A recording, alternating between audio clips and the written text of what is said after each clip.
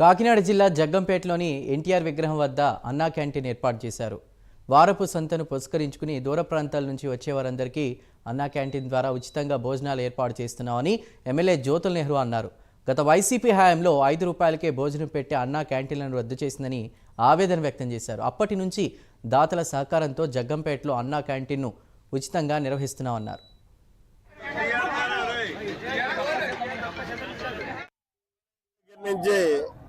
ఈ అన్నా క్యాంటీన్ గత ప్రభుత్వం ఏదైతే దుర్మార్గంగా పేదల నోట్లో మట్టి కొట్టిందో దానికి నిరసనగా